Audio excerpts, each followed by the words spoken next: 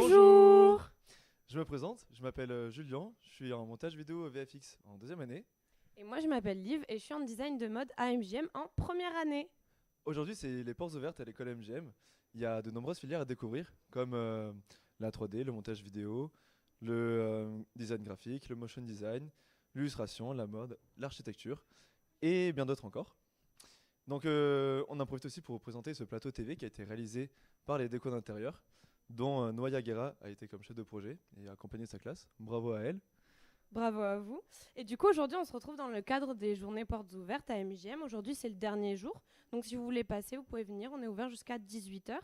Et du coup je vais vous présenter un petit peu ce live. Il va être rythmé par une alternance de séquences d'interviews avec différents intervenants, des professeurs, des élèves, et aussi des séquences un peu plus ludiques de jeux et de présentation des projets des élèves. Donc pour commencer, on va accueillir nos premiers invités pour parler de la formation réalisation 3D et montage vidéo. Ce sera avec David qui est formateur et Naïm Castan en tant qu'étudiant. Merci à eux de pouvoir venir nous présenter cette formation aujourd'hui. D'ailleurs, tu es dans cette formation ? Et je suis en plus dans cette formation-là. Donc j'apprends un peu aussi le montage vidéo. Donc on va pouvoir rencontrer quelqu'un qui m'est utile dans ma formation. Tout de suite, à très vite. Trop bien, à tout de suite.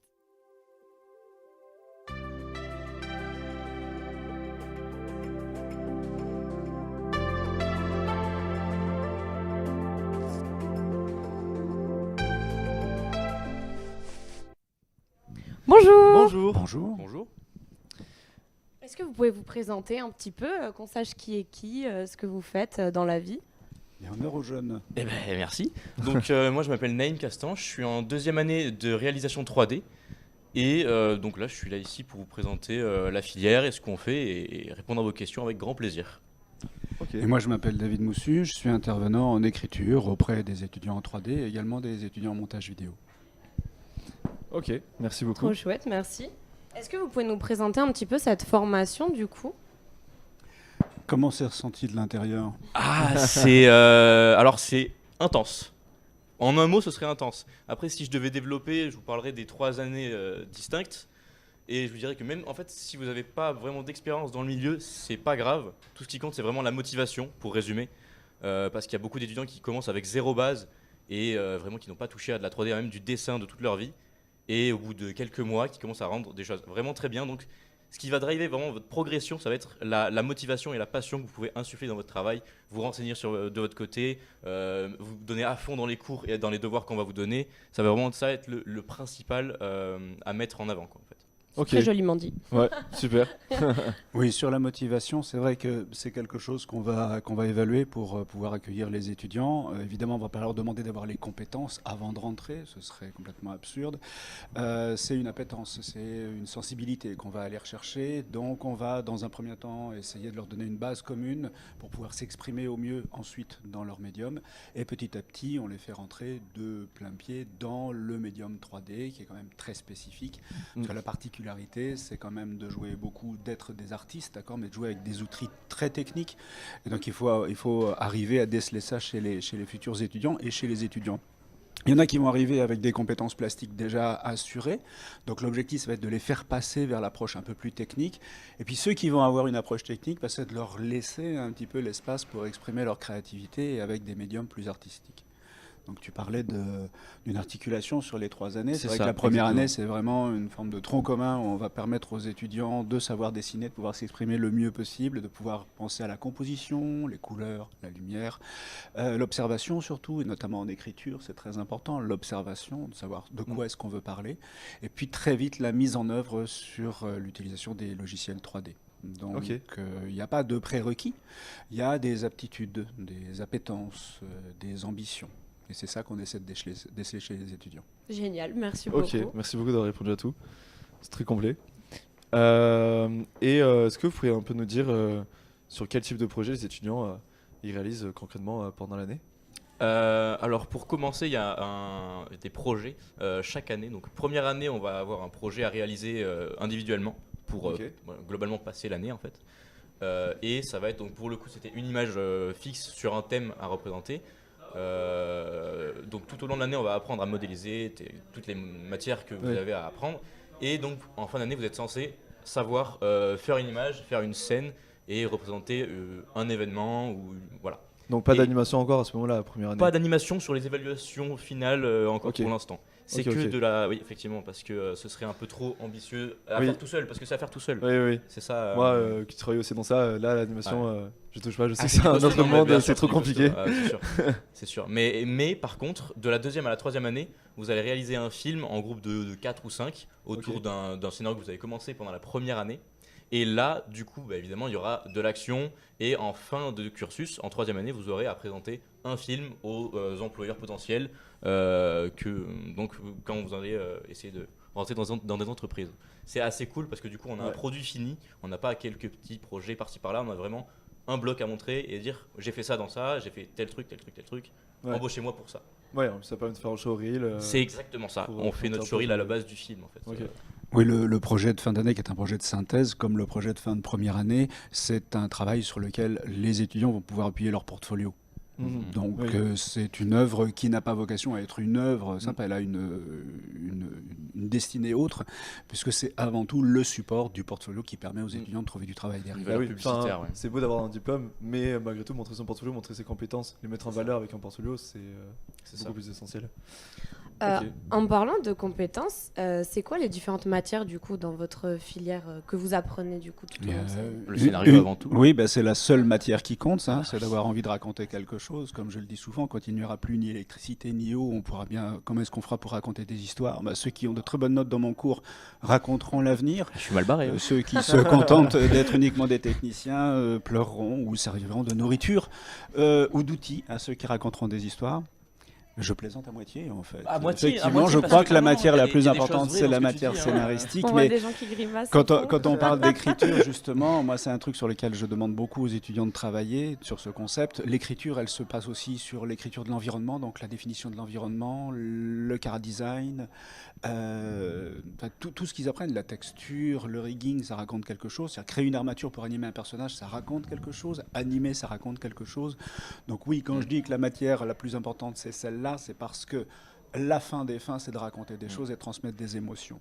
Donc sur toutes les matières, en fait, c'est à chaque fois À quoi ça toutes va les servir de étapes faire du telle chose, pipeline, ouais. donc toutes les étapes de la chaîne de production. Tous les étudiants vont passer sur chacun des postes pour pouvoir trouver leur spécificité, leur spécialité, leurs compétences. Mais à la fin, ça concourt à transmettre une émotion. Donc c'est ça le maître mot. Ok, merci. Ok. C'est bien, j'ai mieux. Euh, Ouais, c'est plutôt pas mal. Ouais. J'enchaîne. Oui, vas-y. Ok. Donc aussi, important, je pense, quel logiciel vous utilisez pendant la formation 3D? Alors on en utilise beaucoup. Pour commencer. Le crayon, le papier. Ah bah, Le crayon, c'est le la base de papier. tout. Bon, on commence Oui. tous par là. Hein. Ça peut servir toujours, même maintenant. Hein. Mais Quand il n'y a plus d'électricité, il y a au moins le crayon qui marche toujours, je crois. On repart on en là-dessus. revient encore. On en revient, Non, ouais. on commence par donc beaucoup de logiciels. D'abord pour la 3D, pour modéliser, on a Maya. C'est le logiciel qui est le plus utilisé dans les industries actuellement. Ok. Dans tout ce qui est TAT, etc. Toutes les entreprises les plus connues. Donc ça c'est pour modéliser. Ensuite, pour texturer, on va utiliser un logiciel de la suite Adobe. Donc, on utilise toute la suite Adobe avec Substance Painter, par exemple, pour ajouter des motifs sur nos modélisations, je sais Ok. pas, de la peau humaine, du tissu, tout ce qu'on veut pour raconter notre histoire et habiller notre personnage ou notre modélisation. Tu mets Ok. de la peau humaine sur les costumes de tes personnages, toi. Quoi Tu sauras, attention, hein, du cuir. C'est attention. gore, là, c'est. bien rattrapé.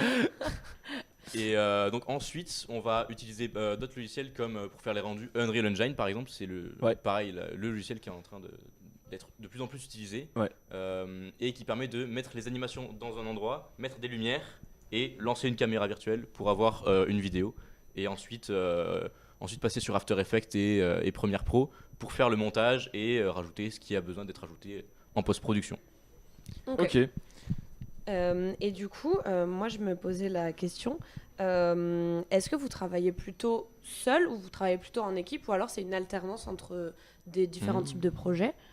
C'est une bonne question. Alors, en début d'année, on va beaucoup travailler seul parce que pour apprendre les bases, c'est toujours plus simple de les apprendre seul, alors que travailler en groupe, c'est toujours quelque chose d'une difficulté en plus, en fait, c'est toujours plus compliqué. Donc, au début, vous allez commencer à travailler seul, et plus l'année va avancer, plus vous allez avoir des sujets à 2, à 3, à 4, jusqu'à avoir le projet de fin de deuxième et troisième année à 5, à 4 ou 5 à peu près. Donc, c'est là vraiment où vous allez acquérir la compétence qui est demandée à la fin du diplôme travailler en groupe. J'imagine que c'est ça globalement. Ouais. Oui, c'est difficile de travailler en équipe dès le début quand on ne sait pas quel poste on va occuper dans l'équipe. Clairement. Donc c'est normal au début d'être tout découvrir et puis de savoir là où on va être le plus optimal. Et puis ensuite, les groupes vont se faire en fonction des différentes compétences. Ok.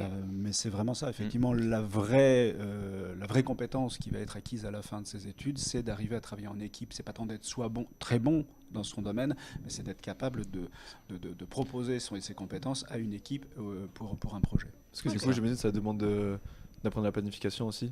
Ah bah oui. Planifier Clairement. chaque étape d'un projet. Un petit peu. Ça demande, Oui. parce que si toutes les matières s'entrechoquent et s'entremêlent et qu'on se retrouve à être dans une production où tout se fait en même temps, on devient fou. On devient fou et ça crée des tensions. Et c'est vraiment ça où il faut savoir être le plus utile à son groupe en fait. Même si on fait des choses qui ne se verront pas ou moins ou des choses très techniques, il faut vraiment apprendre à se détacher de « Oh, on voit mon personnage dans le film, c'est moi qui fais le plus important ». Non. Sois utile à ton groupe, sois un soutien. Et voilà, c'est là où... T'as un rôle et il faut le suivre. C'est ça, exactement. Ouais. Et puis pour l'organisation, c'est évidemment essentiel quand on travaille en équipe, mais beaucoup en sortant vont avoir une activité indépendante. Et si on n'est pas organisé quand on est indépendant, c'est même pas la peine de s'y engager. Donc c'est vrai que l'organisation du travail, c'est très important. Et l'espace de l'école sert justement à faire l'apprentissage de cette organisation. Donc de chercher peut-être aussi l'échec, c'est-à-dire de ne pas y arriver pour pouvoir en tirer des leçons. Et ça, c'est très important à l'école. Ok, merci. Et du coup, vous parlez de la fin. En sortant de cette formation, c'est quoi comme débouché qu'on peut trouver? Alors, justement, en tant qu'infographiste 3D, l'avantage, c'est qu'on peut travailler dans tout un tas de domaines, pas uniquement l'animation et le jeu vidéo, mais également dans le milieu de l'automobile, de l'aéronautique. Il y a énormément de débouchés dans tous ces milieux.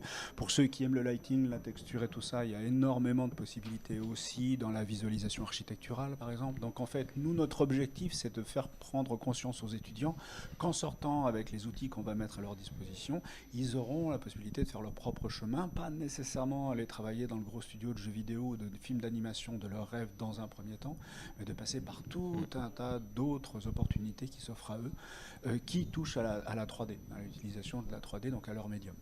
Ok, génial. Moi, j'ai une question qui m'intéresse énormément.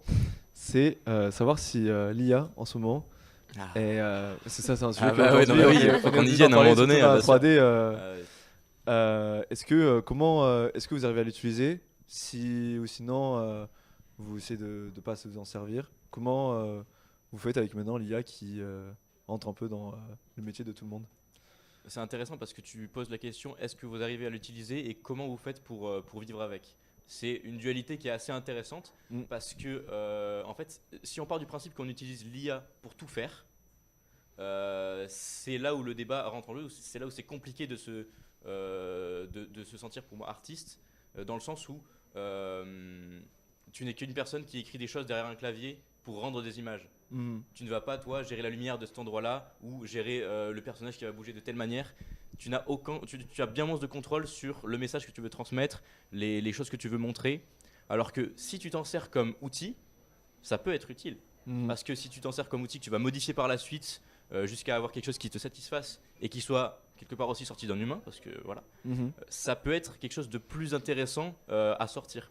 Parce que je pense que fondamentalement, le public, que ce soit dans l'artistique ou dans la publicité ou le reste, cherche de l'humain. Oui. On l'a vu avec les publicités qui sortent récemment. Le public a beaucoup plus d'entrain à voir une publicité ou une production sortie d'humain que sortie d'intelligence artificielle. Ça crée énormément plus de débats et ça râle en fait quand ça sort de l'IA en fait. Puis en plus, fondamentalement. l'humain lui il crée, l'IA elle reprend juste ce qui est déjà exact, créé. Et déjà c'est du vol quelque part.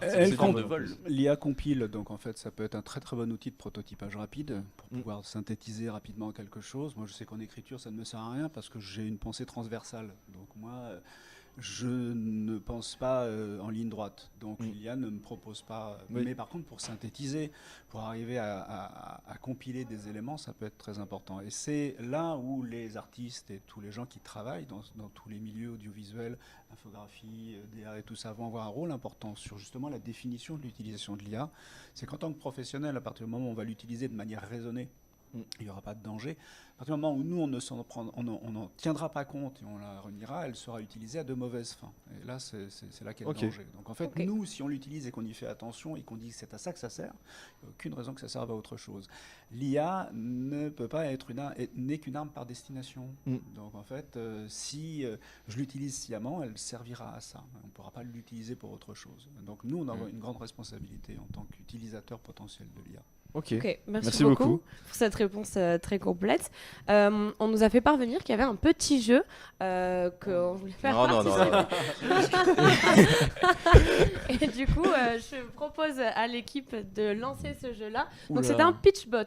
On va pouvoir jouer avec vous cette fois-ci comparé à hier. Ah bah aidez-nous. Alors, moi je suis en design de mode, on se rappelle. Donc en gros, vous avez une phrase et il va falloir retrouver à quel film ça fait référence. Usual Suspect. Déjà, j'ai même pas eu le temps de lire la. Un boiteux, oui, bon bah. Et je suis désolé. Exactement, mais c'est parfait, c'est génial. Il a fait shot avant tout le monde, mais moi j'ai pas eu le temps. Parfait, bah on avait du coup la réponse. Je sais déjà que c'est qui va gagner le. Du coup, jeu. c'était un système. Tomb Raider. Ah bah putain. Je déteste les serpents, bah. Je savais pas pour le coup. Citizen Kane. Ah oui, Indiana Jones. Citizen Kane, il y a de l'archéologie dans tout le. Bah oui, Indiana Jones, il avait pas peur des serpents. Donc juste, on a un point ici, un point ici. Anaconda. C'est Indiana Jones. On répartit les points en deux équipes. Ok, parfait. Ouais. Yay, parfait. Donc là, on est 1-1. Je suis petit, je vois à moitié les écritures. Ah merci. Un gorille. Ah bah King Kong. King Kong. Lequel 2005, 74, 33, lequel? Je leur fais étudier, donc là, il était mal barré. Mais c'est pour ça qu'ils voulaient qu'on joue à ce jeu. C'est Ouais. vraiment en plein là. C'est les devoirs, là je révise. Il a fallu un buzzer parce que vous êtes trop vif. J'ai même pas fini de lire. C'est pour ça que je disais avec la dyslexie, ça va pas le faire. Un gosse va Sixième sens. Ah bah là il y en a. Oui. Waouh. Mais c'est Alors, Sixième sens d'M. Night Shyamalan, pas Sixième sens, ce titre français du film de Michael Mann, ce n'est pas la même Matrix. chose. Matrix. Oh non, putain. Non mais. Non mais pendant qu'il parle, je pense. Je fais diversion. La question. Bah alors dans ce cas-là, faut imiter le mec de Matrix quand il esquive. Alors les je suis balles. pas assez souple, non merci. J'ai pas envie de. Je suis encore Ça, à on mon l'a pas dit dans dos. le jeu, faut imiter là sur Ah, place. yes. Tu dois Super. faire le mouvement. Ça te va dans 20 minutes? Mais du coup, oui, c'est Matrix, parfait. Ah oui, Donc, c'est pas la on, question, on hein. Ah bah. on arrête de compter les points. Vous Bah, gagnez- Jurassic Park. Jurassic Park. Non, j'allais dire en premier. Ah bah oui, c'était Il y a un replay Jurassic ou pas? Park. Clé USB. Ouais. Je sais pas Mais si oui. ça Ah, va dans une clé c'est USB. à que Mais clé oui, USB. C'est le Jurassic World peut-être ou. Ah. Oh mais ça c'est nul. Je De toute sais façon. plus. Non, c'est Jurassic Park, je pense qu'ils ont pris les classiques quand même. Ils sont pas- Mais je À croyais que cause c'était la d'une version clé, compliquée, Jurassic Park. mais, Voilà. À cause d'une clé. mais finalement. Bon, ils l'ont étudié ça- aussi avec moi, donc là, il était mal barré. C'est pas mal. Quoi? Piège de cristal, Die Hard. Ouais. Un flic prend du pied. Bah non, bah, je l'ai pas. Ah celui-là. Ça Alors dit rien celui-là. du tout. Pi- Voilà, Die Hard. exactement. Ouais, Je suis on un compte peu, pas les points. Du Ah bah coup. c'est compliqué. Finalement, il n'y a plus besoin de compter les Un points. lion Je sais mange ses amis et qui est devient déjà le roi gagnant. de la savane. Quoi? Mange ses amis. Waouh. C'est pas le Roi Lion, ça. c'est bizarre. Hein. Ah c'est costaud Ouais, hein, en qui termes de c'est qui en termes mange de en ses termes de amis, prémices. ouais, ouais. Et devient. Ah c'est chou. C'est une autre version Ah, mais du c'est roi le Roi lion. Lion.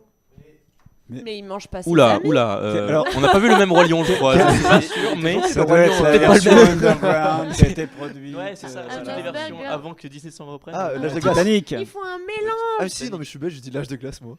Les hommes gagnent un combat contre un paquebot Ouais, de c'est luxe. Titanic. C'est Ouais, Titanic. c'est Ils font un Titanic. mélange des. Ok. Waouh.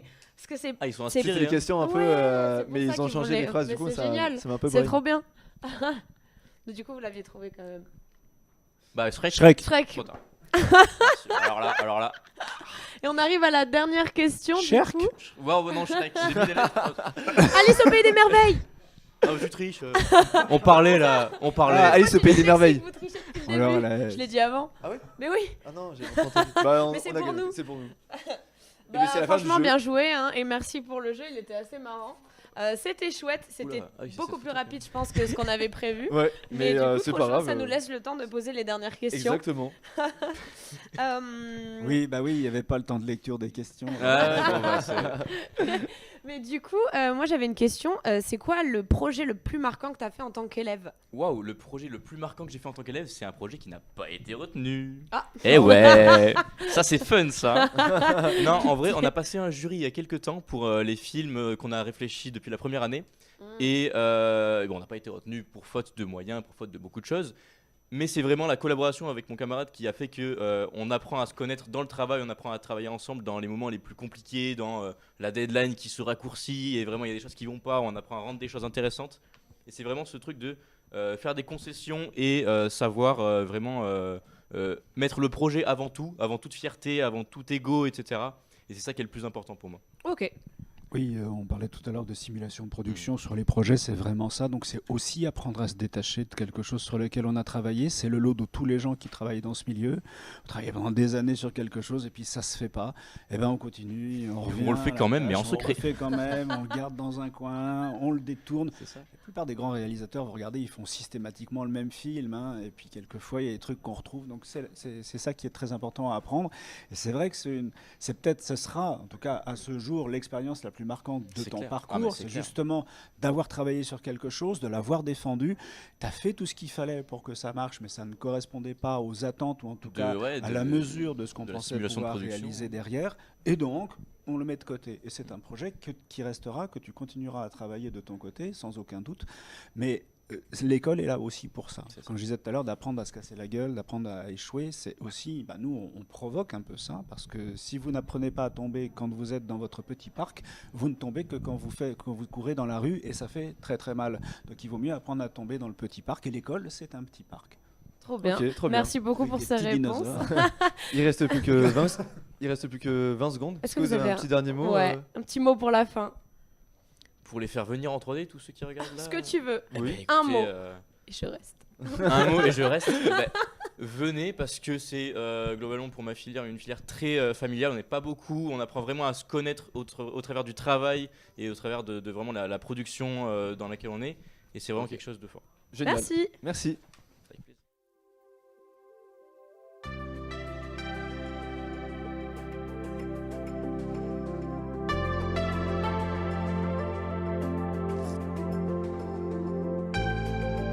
Bon, ben, on a vraiment perdu la moitié. Et bonjour.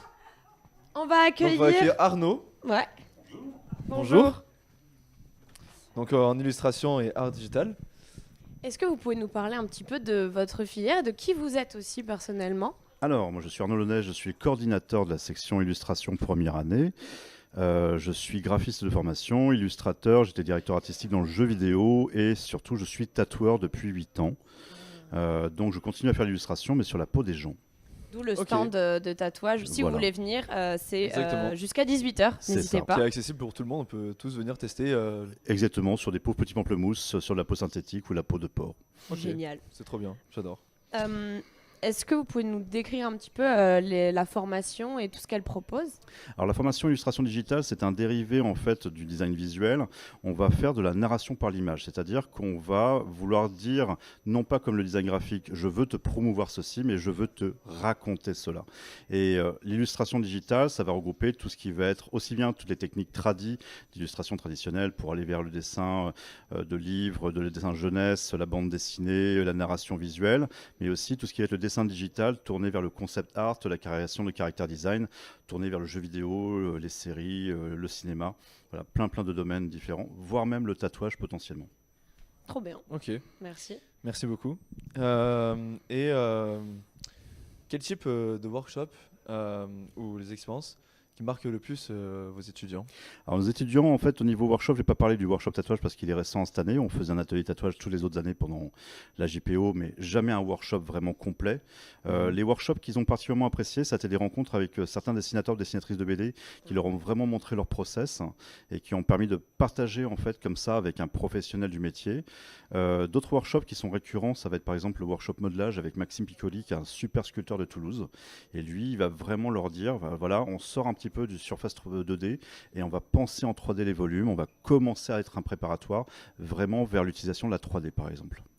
Ok. Ok, merci Donc en plus, beaucoup. ça se mélange avec les autres filières. Exactement. Donc Et ça fait des ponts vers celle-ci. c'est trop bien. On se posait la question, pour rentrer dans cette filière, est-ce qu'il faut déjà bien dessiner de base ou on peut venir avec des compétences vraiment médiocre en dessin. C'est pas forcément médiocre, mais disons qu'on a des étudiants et des étudiantes qui peuvent arriver avec différents niveaux. On a parfois des étudiants qui ont un niveau plus timide de dessin, plus peut-être simpliste, mais qui ont quand même une capacité de raconter des choses. Et ça, c'est déjà une possibilité, en fait, d'être quand même autonome dans le dessin. Si je dois juste mentionner, par exemple, Lewis Trondheim, qui est aujourd'hui un auteur hyper connu, ne savait pas dessiner. Il demandait à des amis à lui de dessiner 4 fois la même case sur laquelle il faisait juste les bulles. Donc, on peut commencer par ce biais-là. Mais c'est vrai qu'il faut surtout une grosse capacité d'invention et d'avoir déjà des petites possibilités de dessin, c'est quand même un petit avantage. Oui. Puis c'est accessible à tout le monde de dessiner. Exactement. En effet. Ok. Moi, c'est une question que je pose un peu à toutes les filières en ce moment, mais du coup, je vais aussi la poser à vous. Comment vous, l'IA, elle affecte votre domaine dans l'illustration? Alors, le domaine, l'IA inquiète pas mal le domaine de l'illustration parce qu'il y a de plus en plus de clients qui malheureusement se tournent vers l'IA et délaissent les illustrateurs. Moi, je crois très honnêtement que ça va amener une mutation bénéfique en fait dans l'illustration parce que on va s'en servir comme un outil. Il faudra forcément le voir comme ça. On a dit il y a quelques années que les tablettes graphiques allaient tuer la peinture, ce qui n'a pas été le cas. Maintenant, c'est sûr que moi, je teste régulièrement l'IA pour voir en fait ses capacités de réponse et je les trouve extrêmement consensuelles. Au bout d'un moment, les clients vont se détourner de l'IA parce qu'ils se rendront compte qu'ils ont tous la même soupe et ils reviendront vers les illustrateurs, les illustratrices en se disant on veut vraiment des choses créatives, on veut vraiment quelque chose qui se mette en danger, on veut vraiment un contre-pied. Et c'est là que les illustrateurs et illustratrices pourront justement peut-être aussi revaloriser leur grille de tarifs et les valorisations surtout de leur métier, quoi. Ouais. Donc il va y avoir un petit temps de latence pour que les entreprises et d'adaptation, et il faut toujours s'adapter en fait dans n'importe quel métier, à ces mutations, et ça amènera simplement des changements. Je crois aussi, c'est ce que je répète pas mal à nos étudiants, c'est que les étudiants illustrateurs, illustratrices doivent favoriser une connaissance et une maîtrise du dessin traditionnel, c'est-à-dire un savoir-faire, ce que ne pourra pas avoir l'IA, et au bout d'un moment une singularité que on montrera peut-être moins sur les réseaux sociaux, mais qui sera justement induplicable, et l'IA finira par tourner en boucle dans une certaine proposition, et les illustrateurs et illustratrices redeviendront des artistes qui pourront vendre des originaux. Ouais.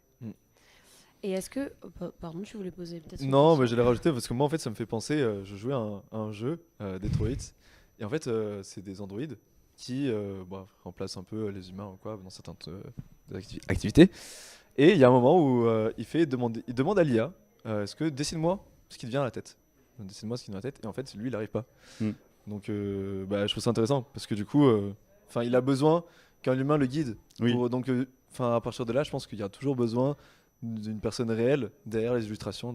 C'est ça, il y a besoin de rêver, il y a besoin d'imaginer, il y a besoin de s'ennuyer. Et tant que la machine ne peut pas faire ça, en fait, il y aura toujours besoin de l'humain. C'est beau, c'est un beau message parce qu'aujourd'hui mais il y en a beaucoup qui s'inquiètent en fait. Ouais. Donc, mais oui, tous les métiers de l'art finalement, même nous en mode, il y a eu un défilé haute couture qui a été complètement réalisé par de l'IA et c'est vrai que ça inquiète vraiment plein de milieux de la mode et ça fait du bien d'entendre des discours comme ça, ça nous rassure en tant qu'artiste. Du coup, pour revenir au projet réel d'humain, c'est quoi le projet le plus impactant que vous ayez fait ici à MJM avec des élèves? Alors les projets les plus impactants, on a fait beaucoup de fresques. Nous, on a travaillé en extérieur. On a beau être pourtant surtout une section qui travaille surtout en 2D sur des supports papier ou digitaux. On a fait une première fresque qui était d'abord pour Rougier et Plé à côté, qui était une première expérimentation avec étudiants. Mais notre gros projet, c'était la fresque pour Emmaüs à la Barthes-sur-Lèze, où on a fait 2 énormes fresques en fait sur le temps de 4 jours. Et ça, c'était vraiment une grosse expérience humaine et on va dire et graphique à partager avec pas mal d'étudiants. On avait 32 étudiants avec nous à ce moment-là. Elle est, parce qu'il y a eu une inondation au Emmaüs de la Barthe, elle est toujours accessible? Je ne savais pas. Il y a quelques mois et là il est fermé en fait. Et du coup, moi je viens de la Barthe. Du coup, je n'avais pas vu la fresque, mais je passerai la voir si vous voulez passer voir la fresque. Mais du coup, trop bien. J'irai voir, je vous tiendrai au courant si elle ne s'est pas fait immerger. Pour revenir aussi au tatouage, je me demandais, est-ce que en quoi c'est complètement différent de faire sur une peau? Est-ce qu'il faut des compétences aussi différentes? Alors le tatouage, je dirais qu'aujourd'hui, il est rattrapé par le milieu un peu du design graphique et de l'illustration parce que les machines permettent de plus en plus de détails, de plus en plus de capacités illustratives dessus. Mais c'est du design graphique et à la fois de la gravure, on va dire, et de l'illustration aussi. Pourquoi? Parce que il faut penser en simplicité, en efficacité, en lisibilité, ce qui est vraiment les bases du design graphique. Il faut penser en narratif pour quand même que l'image soit ornementale et puisse raconter quelque chose, mais il faut anticiper les cicatrisations et forcément, le tatouage a la grosse complexité vu que c'est de la gravure sur peau et sur un matériau vivant. C'est comme dessiner sur une feuille dont on ne saurait pas si elle est molle, si elle est dure, si elle va bouger ou pas, si elle va tanguer, si elle va être sèche et elle va être réactive à certains produits. Et donc, c'est un défi en fait à chaque expérience humaine qu'on va rencontrer en fait pendant la séance. Ok, merci, Ok. c'est intéressant. Et bah après, vous avez déjà un peu dit, mais du coup, qu'est-ce que vous travaillez le plus, enfin, vous montrez aux étudiants entre le digital et le traditionnel? C'est sur quoi que vous apprenez le plus? Alors, Les tout deux? autant. Alors, en fait, on a un cursus sur la première année qui a 3 heures de dessin traditionnel, 3 heures d'illustration qui comprennent de la peinture, du collage, toutes sortes de techniques. Et on a 3 heures de digital plus 3 heures d'infographie. Finalement, on est à 50-50. L'aspect digital reste un outil, ça reste un moyen parfois d'avancer les travaux. On commence des ROF, des croquis en recherche digitale, on les continue en tradi, on finit les couleurs ou les ombres par exemple en digital. On fait de la mixité, de l'hybridation, on fait comme ça. J'ai envie de dire c'est 50-50, mais comme je dis à tous mes étudiants, un jour la machine elle peut faire piou, au revoir. Et donc il faut savoir faire à la main. C'est important. Aujourd'hui même les plus grands illustrateurs qui travaillent pour les plus grandes enseignes, les plus grands éditeurs de jeux, produisent des choses en traditionnel parce que ça leur permet de comprendre leur pratique digitale. Donc c'est indissociable. Puis en plus, on se sert des croquis quand on dessine, enfin, je sais pas, je vais illustrer quelque chose en digital. J'ai besoin d'abord aussi de l'avoir en papier, l'avoir dessiné d'abord au crayon, et comme ça, je peux le réimporter en modèle un peu sur les logiciels. Complètement, et même simplement la sensibilité, sentir le papier, sentir le matériau, Ouais. ce qu'on n'a pas sur la tablette graphique. On est dans l'artificialisation. Alors c'est très pratique parce qu'il y a un CTRL Z, ça c'est génial pour revenir en arrière. Ouais. Mais le traditionnel, ça apprend la méthodologie, c'est-à-dire à faire les choses pas à pas pour ne pas se rater, pour éviter les écueils de l'échec et amener en fait une illustration ou une image jusqu'à sa finalité. Ok, Ok, merci. trop intéressant. Et qu'est-ce qui vous passionne le plus dans votre métier? Ce qui me passionne le plus dans mon métier d'enseignant ou dans mon métier de tatoueur? Les deux. Ah, dans mon métier d'enseignant, c'est l'échange. Parce que moi, je m'émerveille en fait des idées qu'ont mes étudiants et mes étudiantes. C'est surtout ça. C'est-à-dire que j'apprends autant d'eux qu'ils apprennent de moi. Moi, je viens amener mon expérience de professionnel et eux m'amènent leur sensibilité par rapport à l'actualité, par rapport à leur génération. Et tout ça m'amène à remettre en question mes a priori, mes points de vue sur le métier. Dans mon métier de tatoueur, c'est l'expérience, c'est l'apprendre tous les jours. Tous les jours, j'apprends. Depuis que j'ai commencé dans ce métier, on apprend pas à pas et toute sa vie. C'est ça, en fait. Ouais, donc dans les deux situations, c'est quand même un apprentissage. Il y en a un, c'est par l'échange. L'autre aussi, finalement. Toujours, oui. Donc c'est vraiment l'apprentissage qui vous sied le plus. C'est génial. Et est-ce que tu avais une petite question Non, mais après c'est pour la fin, mais vas-y, je te laisse continuer. Et du coup, je voulais savoir quels étaient les débouchés de la formation en illustration. Alors ils sont assez vastes parce que l'illustration, ça peut aller aussi bien du concept art pour le jeu vidéo, les séries, ça peut aller sur le dessin BD, manga, ça peut aller sur le webtoon, l'illustration pour livres, l'illustration livre jeunesse, ça peut aller sur même de partenariats et des illustrations pour les arts de la table, l'illustration scientifique, l'illustration publicitaire, il peut y avoir aussi des illustrations textiles, tous les partenariats aussi avec le stylisme, ça peut amener vers le tatouage, ça peut amener vers la gravure, ça peut amener sur tellement de domaines artistiques sur lequel en fait on peut être amené à exploser. J'expliquais à des visiteurs là pendant la JPO qu'aujourd'hui se développent des singularités et des niches d'illustration qui explosent, c'est-à-dire par exemple de la cartographie illustrée. On trouve sur Instagram des illustratrices, illustrateurs qui explosent en faisant de l'architecture illustrée. Et tout ça en fait crée en fait des hybridations, des mixités, des transversalités entre les différents domaines dans lesquels l'illustration peut s'épanouir. Ok. Merci beaucoup.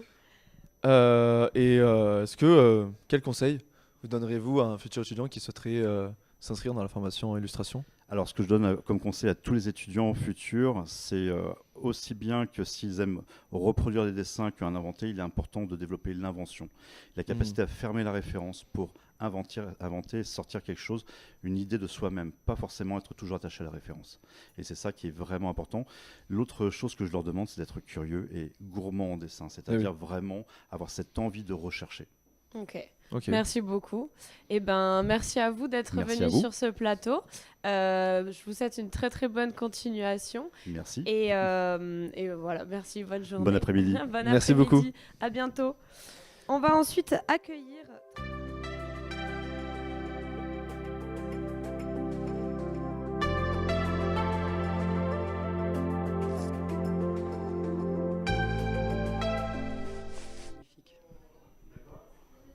Et bonjour.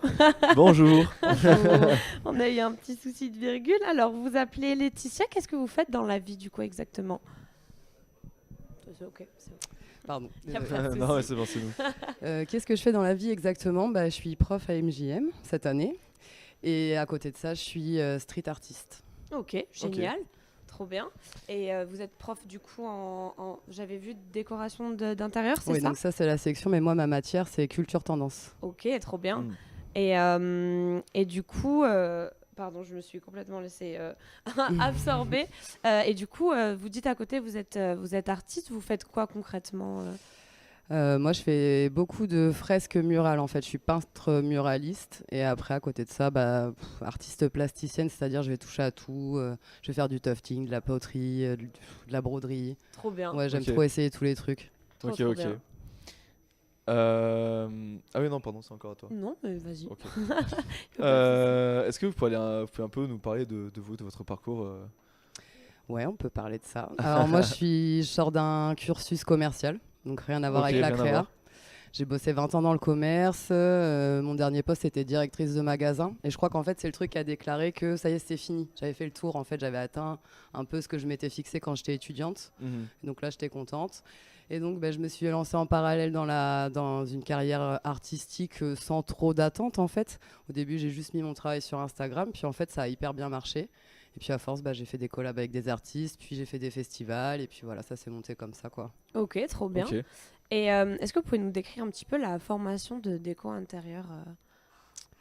Je suis hyper mal placée pour parler de la décoration d'intérieur parce qu'en fait, c'est ma première année. Donc Ok. moi, je connais beaucoup ma matière parce que je suis immergée dedans. Ouais, J'avoue Mm. que j'ai pas bien lu la plaquette de formation avant. pas de souci. Mais après, je peux vous parler quand même de ce qu'on va trouver dans la formation. Mais après, ce qu'on m'avait dit, c'est qu'avant, la directrice de l'école, elle était. Je sais Elle pas si- était à la place que j'occupe aujourd'hui. Voilà, en fait. c'est ça. D'accord. Ok. C'est ça. Donc moi, j'ai pris le côté culture tendance. Ok. Mais elle enseignait aussi la conception et ça, je l'ai pas repris moi parce que j'avais pas les compétences aujourd'hui pour le faire. Ok.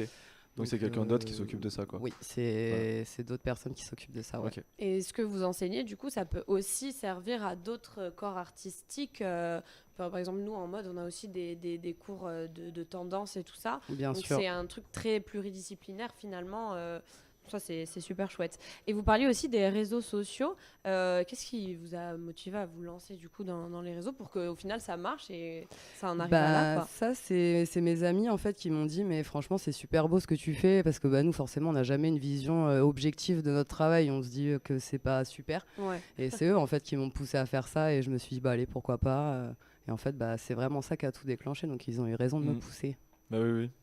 Trop Et bien. en parlant de vos projets, est-ce qu'il y en a un où vous êtes particulièrement fiers? Je crois que je suis fière de tous mes De tout. projets. Voilà. Mais C'est en bien fait, ça. moi, je vais être plutôt fière des choses qui vont relier et la créa et l'humain. Donc, ce que j'ai beaucoup aimé dans mon parcours, en fait, ça va être plus quand j'ai fait des ateliers avec des enfants ou que je suis venue faire des fresques dans des Mhm. milieux un peu défavorisés où ça a créé du lien. Ok. Et ça, c'était vraiment des bons souvenirs, quoi. Tout ce qui relie l'humain, moi, j'adore vraiment. Au moins, Ok. vous vous sentez connecté, vous ne créez pas juste comme ça, vous avez C'est en ça. même temps un apport social. Exactement. Et Ok. c'est pour ça que vous avez décidé d'être professeur. C'est aussi pour cet aspect social ou il y a en plus quelque chose? Non, c'est ça. C'est vraiment Ouais, ça aussi. C'est vraiment ça, ouais. Et on a eu pas mal de retours de professeurs, comme quoi ici à MJM, il y a aussi une notion d'échange. Est-ce que vous le ressentez aussi dans votre matière parce que c'est pas exactement la même chose. Vous faites des cours théoriques ou vous avez aussi de la pratique? Moi, je fais plutôt de la pratique. Bon, je vais avoir quand même des cours théoriques pour Ok. expliquer les bases et tout, mais il y a beaucoup de pratique. En Ok, fait, il y a trop beaucoup de formats un peu ateliers en fait où on va expérimenter les bases qu'on a acquis. Et oui, il y a de réels échanges en fait avec les étudiants, quoi. Ok. C'est pas que transmettre les compétences, c'est aussi des fois transmettre des valeurs humaines que nous on a parce qu'on est un peu plus vieux, un peu plus expérimentés, on va dire. Oui. Et du coup, de pouvoir leur transmettre ça, des postures professionnelles, de comment on se comporte en milieu pro.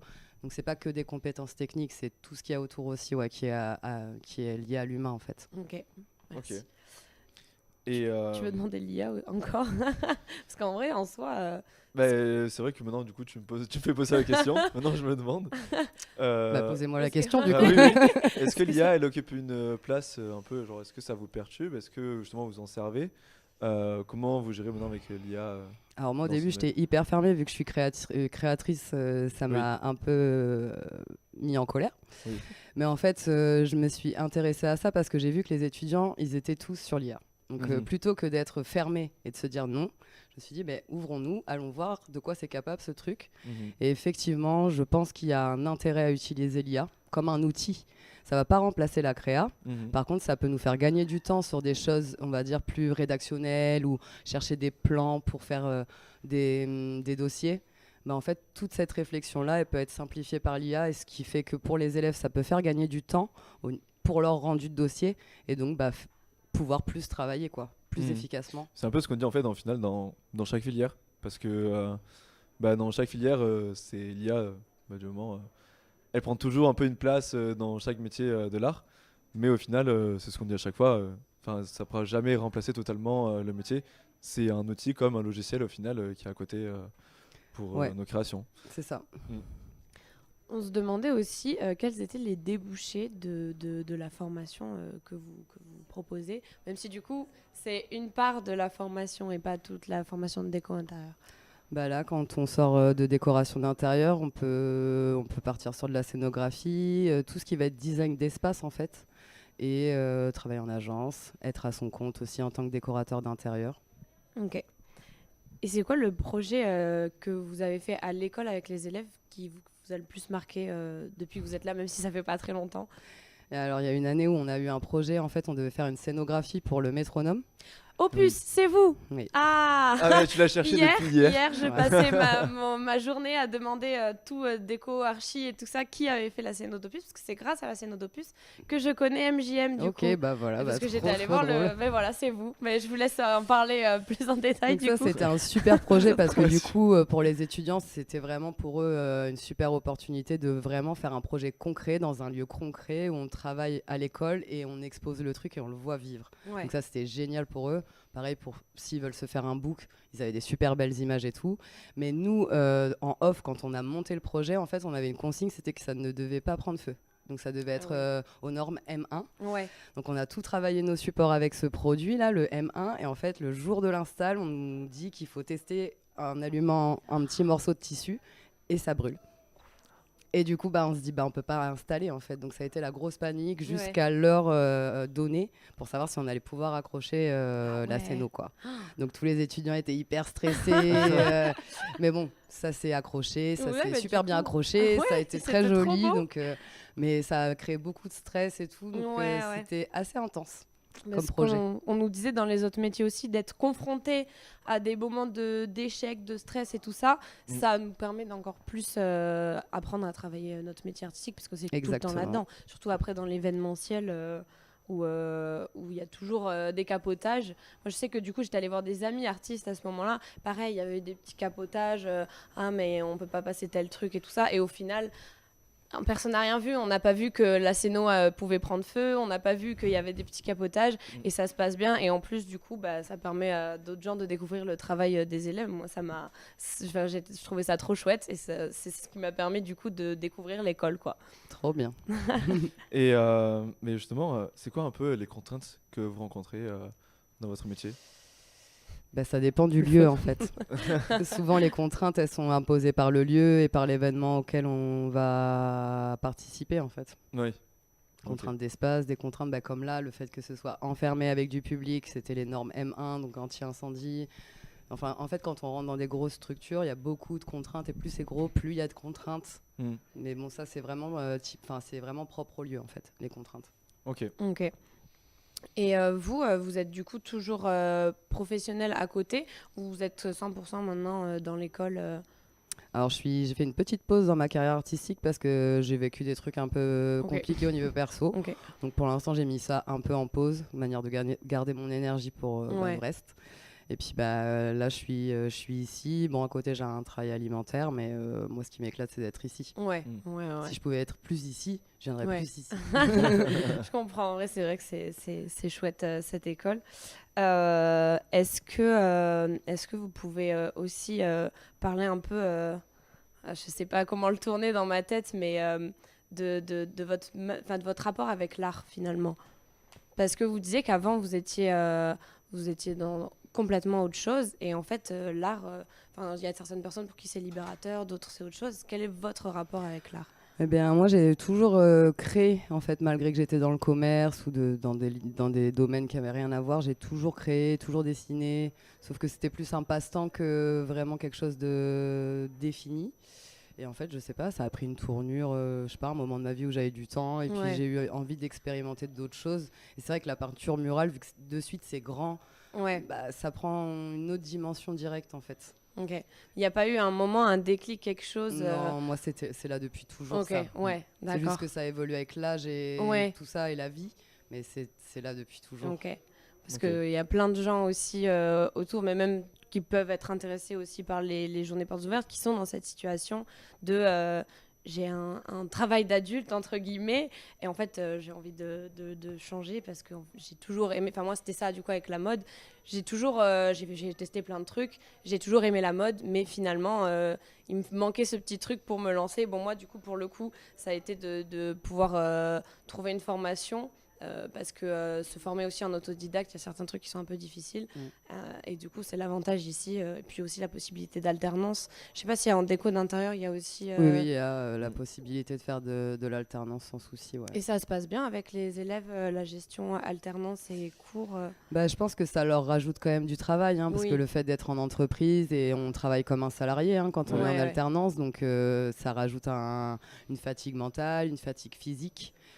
Mais je pense que ça apporte quelque chose de concret, c'est-à-dire qu'on apprend des choses à l'école qu'on peut vite mettre dans le concret Dans la grâce à pratique, l'entreprise. Ouais. Ouais. Et en fait, Ouais, pour ouais. monter en compétences et même avoir une vraie posture pro, ça, il n'y a pas mieux, quoi, franchement, je Ok. pense. Trop Ok. bien. Vous en avez beaucoup? Pardon, tu voulais dire un truc? Non, mais justement, en parlant de l'alternance, je vais rapidement savoir, parce qu'il ne reste qu'une minute, quel métier les étudiants après, du coup, ils peuvent exercer après la formation. Je crois qu'on l'a déjà Oui, dit. on l'a déjà dit. Oh, pardon. Mais je le répète. C'est pas, Mais ok, du- pardon. mais c'est pas grave. Vas-y, à toi. Et du coup, juste, est-ce qu'il y a beaucoup d'étudiants dans la formation qui sont en alternance, ou majoritairement c'est pas trop alternant quand même? C'est pas la majorité, Ok. ouais. Ouais. Parce qu'ils ont du mal à trouver Oui. des entreprises Ouais. qui prennent en alternance. Ok. Et du coup, on voulait juste avoir le petit mot de la fin, vu qu'on arrive sur la fin. Est-ce que vous avez un petit mot de la fin à dire aux gens qui hésitent, ou n'importe, un mot de la fin?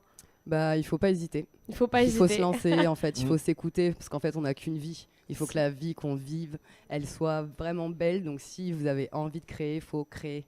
Trop bien. École, Ok. pas école, faut créer. C'est ça, vous avez raison. Bah, merci beaucoup. Avec plaisir. Merci à beaucoup. vous. Merci à vous. Et passez une très très bonne journée. Merci, vous aussi. À bientôt. À À bientôt. Et on se retrouve tout de suite, juste après la publicité.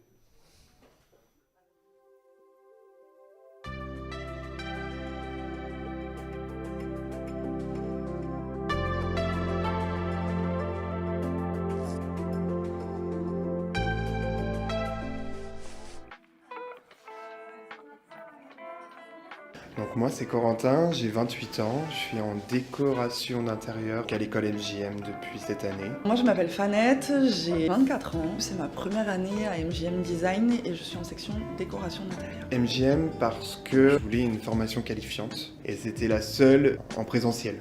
J'ai vu qu'à Toulouse il y avait une section décoration d'intérieur où il était possible de faire de l'alternance. Je me suis pas posé plus de questions, j'ai vu que c'était certifié par l'État donc j'ai dit ok, j'y vais, je fonce. Donc les cours ça va être du dessin d'observation. De la technique d'archi, on a culture tendance, donc vraiment regarder un peu ce qui se fait ou ce qui s'est fait. Au début, je suis rentrée à l'école en me disant ok, je vais être décoratrice d'intérieur, je travaille avec des particuliers, je veux faire ça.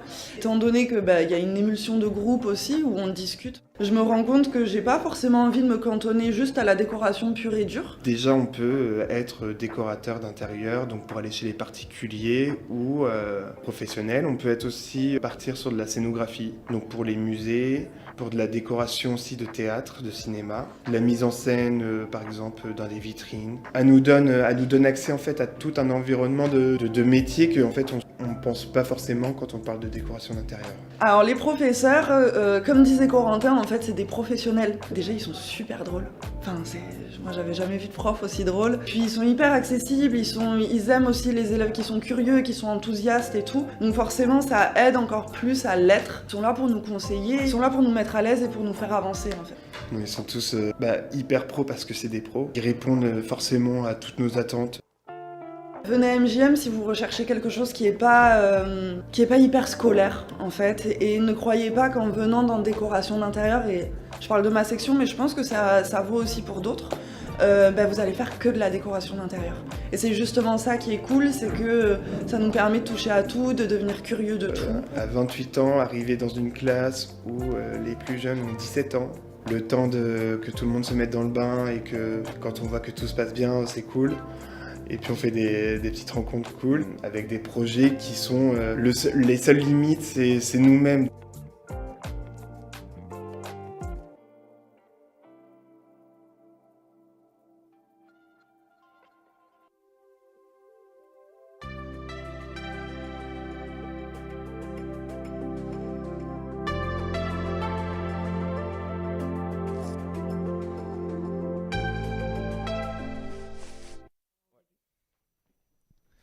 Bonjour. Bonjour. Voilà, est-ce que vous pouvez un peu vous présenter qui vous êtes, qu'est-ce que vous faites ici à MJM? Du coup, je suis Mégane Mortreux et je suis ancienne élève dans la section Motion Design. Ok. Et moi, je suis Sébastien Collère, je suis le coordinateur de la section Motion Design. Pardon. Ok, trop chouette. Ok. Est-ce que vous pouvez nous présenter du coup un petit peu cette formation Ouais.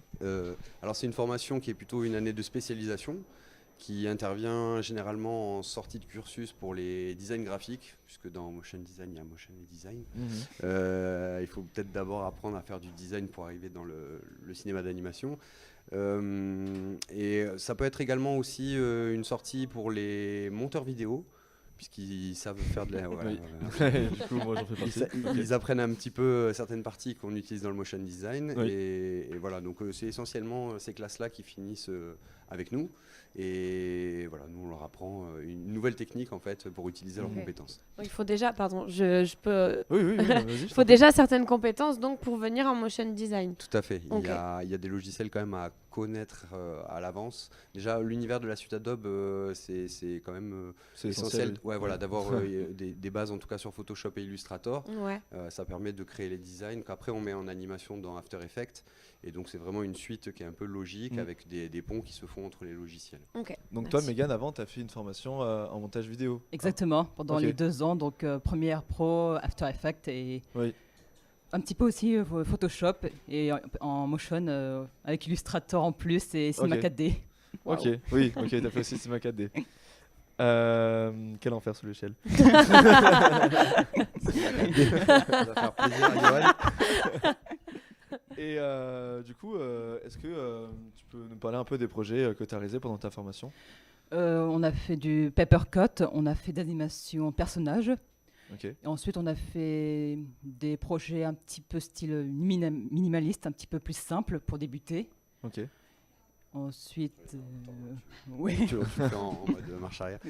On a des projets qu'on vous a amenés à Oui, montrer. mais si vous voulez. justement, on va On va se commencer les par, visionner, ouais. Ouais. Ça va permettre, parce que j'ai entendu dire que la section motion allait fermer, il y aurait une rumeur Apparemment, ici. oui. Alors je confirme que c'est faux, hein. On C'est est faux. toujours là, on est prêts. Et puis les élèves que j'ai vu passer aussi des autres sections n'arrivent pas à savoir ce que c'est en fait, ce qu'on y fait. Donc Oui. ouvrez bien les yeux, on va vous le montrer du coup. Et il y a Super. les, voilà, il y a Eh bien, on commence par la vidéo de Alex Moreau.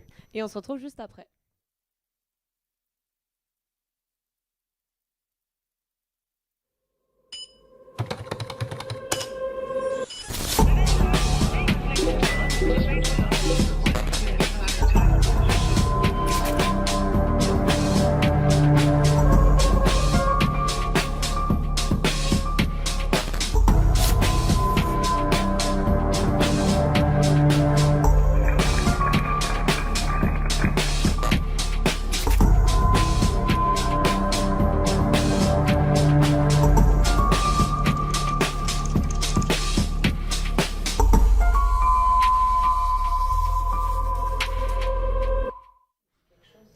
Eh bien, c'était C'était incroyablement. fou. Ouais, je c'était suis très trop surpris bien. par ça, ce travail. Donc voilà, le motion design, vous avez déjà une première approche. Et alors, c'était un sujet de fin d'année qu'on a eu l'année dernière qui permettait d'obtenir son diplôme ou non. L'idée, c'est qu'on leur a proposé de créer des génériques de séries fictives. Donc on a proposé aux étudiants 3 scénarios de séries. Un qui serait plus comique, on va dire comédie, un qui serait plus policier et un qui serait plus science-fiction. Et donc là, Alexandre avait choisi le thème science-fiction. Et donc sur ce même thème, vous avez la deuxième vidéo qui va arriver et qui est celle de Mégane. Trop bien. Et ben, on se retrouve juste après la vidéo, du coup.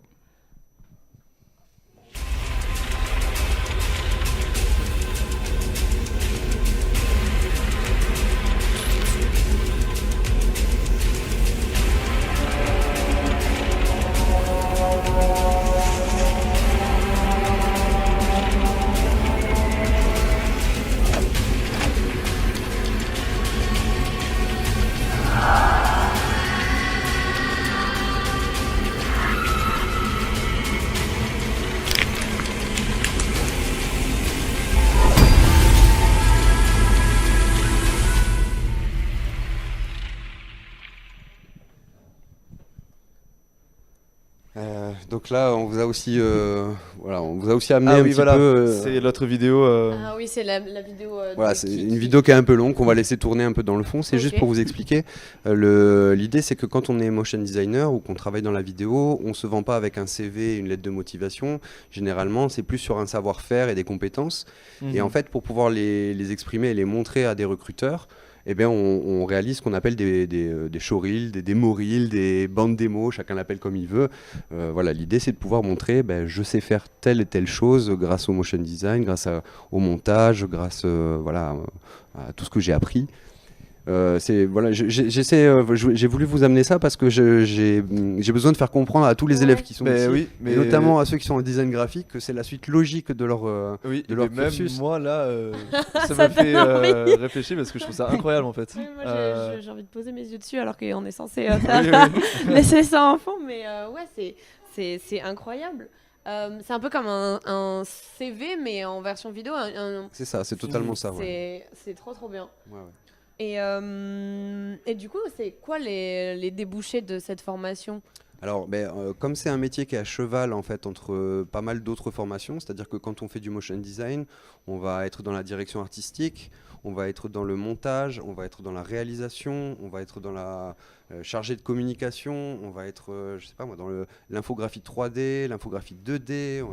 On est à cheval sur pas mal de trucs, donc on est un peu couteau suisse et en même temps très spécialisé pour de la communication vidéo. Excusez-moi pour le téléphone. Très spécialisé pour de la communication vidéo. Nous, nos débouchés, c'est plus dès qu'il y a un écran, et donc du coup, on sait qu'aujourd'hui, on consomme beaucoup de choses au travers de l'écran. Il y a un motion designer qui travaille sur quelque chose, sur ce qu'on diffuse. Parce que moi en plus j'ai l'habitude des fois d'en parler. Justement, je réfléchissais déjà un peu à faire du motion design plus tard.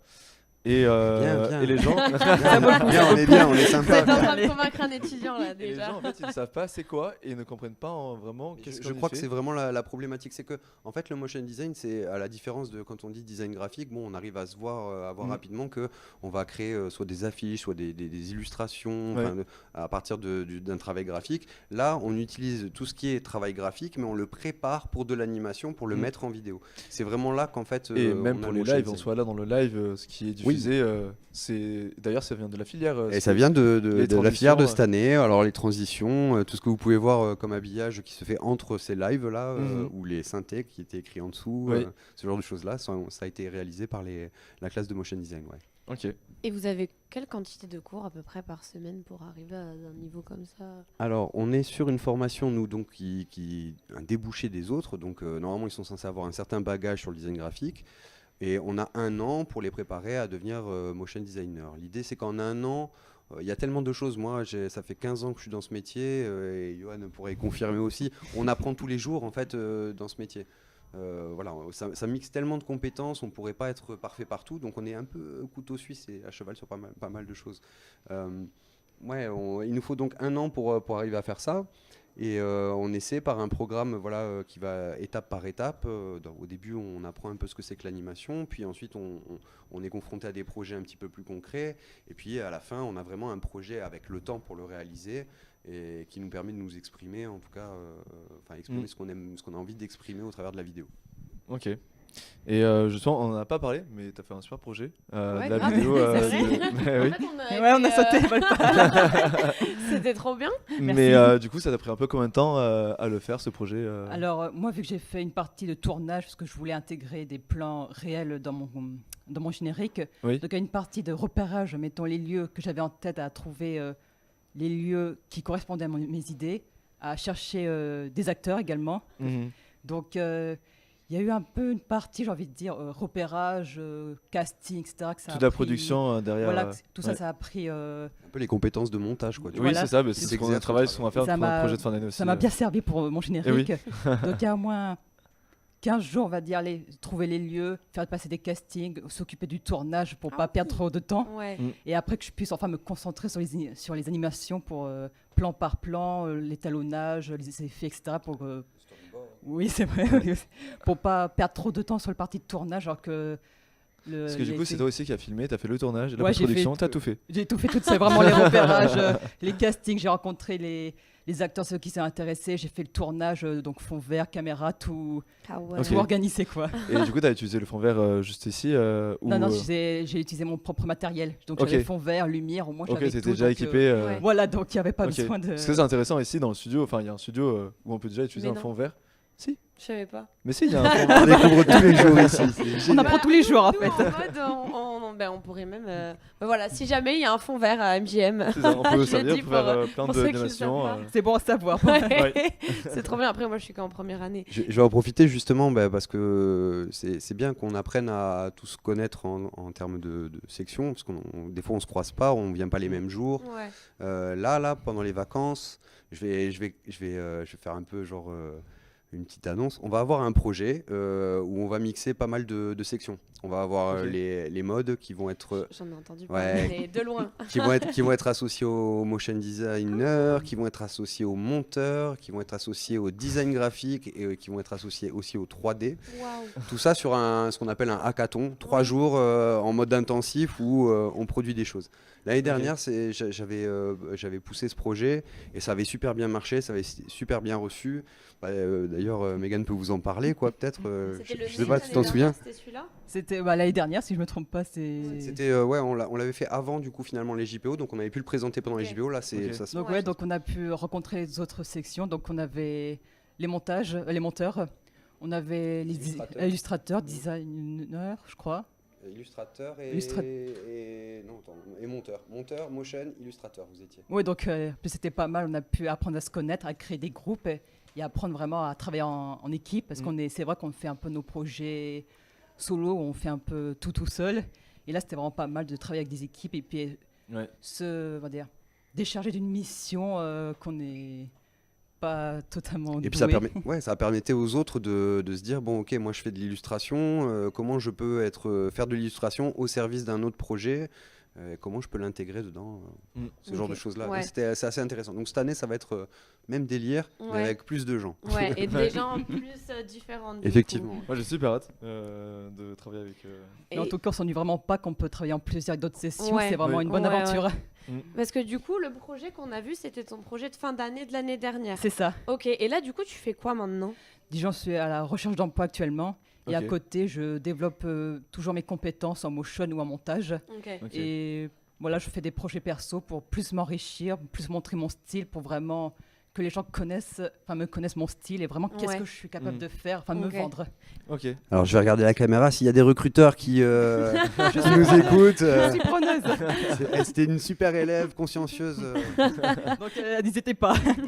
Et t'as un projet récent, là, du coup, que t'as fait? Parce que tu dis que t'as fait des projets perso que... Disons, là, actuellement, je m'entraîne à refaire apparaître d'autres génériques, à refaire des séries, où je à refaire leurs effets, un petit peu le style, étalonnage, et je le refais un peu à mon style. Ouais. Donc, on va dire, on m'amuse à refaire des génériques, et prochainement, je vais refaire peut-être pas dans ce style-là, mais d'autres génériques un peu plus à mon style, Ouais. ou un style que je veux plus explorer Oui. pour vraiment élargir. Contrainte imposée, Les quoi. génériques Voilà. de films, d'animation un peu. Enfin, Je dirais plus un peu dans les films-séries, quoi. ouais, les films Ouais. séries C'est Netflix, ça. un peu. En ok. fait, ce qui est bien du coup de faire ça, c'est super que tu fasses ça parce que, comme je vous montrais, là, comme on voit derrière, là, ce qui nous vend, c'est notre bande démo. Donc plus Mhm. on fournit de travail pour pouvoir alimenter cette bande démo, plus on peut montrer des capacités. Ok. Trop bien. Et du coup, juste, bon, on arrive bientôt sur la fin, mais du coup, vous disiez que votre filière, vous bossez plus en solo ou vous avez quand même au sein de la filière des fois des projets en équipe Alors, dans la filière elle-même, on a, ça dépend des exercices, on va avoir du travail personnel pour essayer de développer soi-même les compétences, et puis on va avoir aussi des travails en équipe. Là, des petites équipes, on va être 3 peut-être, et chacun va proposer une partie du travail. Et voilà, on peut travailler à plusieurs. Dans le monde concret, dans le monde réel, généralement notre métier, ça finit au travers d'agences, de travailler en agence. Donc souvent dans les agences, il y a un pôle créa avec un directeur artistique, quelqu'un qui peut-être fait de la 3D, un monteur. Et bien nous, on intervient au milieu de toute cette chaîne en collaboration Vous avec êtes d'autres plus personnes. à travailler seul dans le motion design, mais avec d'autres Ouais, filières. enfin, on a les deux. On peut avoir ce côté un petit peu, j'allais dire, autarcique, où on se met chez soi, on est derrière l'ordinateur, on a un brief et puis on fait tout de A à Z. Mais c'est aussi parfois du travail, ça dépend la conséquence du projet. On peut travailler aussi en équipe à plusieurs. Ok.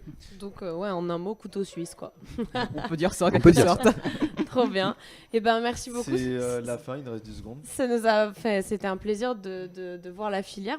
Franchement, j'ai beaucoup aimé. J'espère que ça vous a plu à vous d'être aussi sur ce plateau. Et nous aussi, parce qu'on Ça cherche. raconte. Venez. Allez, venez. Merci N'hésitez pas. beaucoup. Merci à vous. Merci à vous.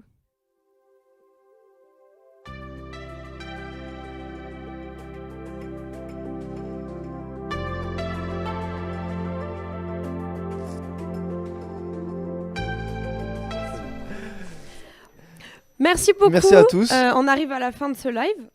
Mais merci à tous les invités qui sont venus intervenir, nous raconter un peu leur parcours, leurs projets et leurs témoignages. Je vous rappelle que du coup, on est encore ouvert du coup pour les journées portes ouvertes à Toulouse jusqu'à 18h.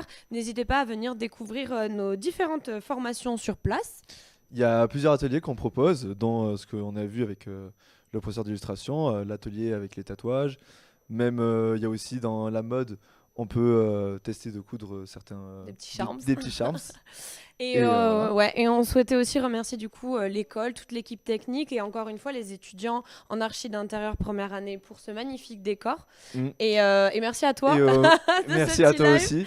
Et aussi à la filière montage vidéo qui ont réalisé tout le live. Ouais, Donc, merci à eux. Merci beaucoup à eux. Ils ont galéré mais ils ont fait du bon travail. Voilà. Bonne Merci journée. beaucoup, Au au revoir. revoir.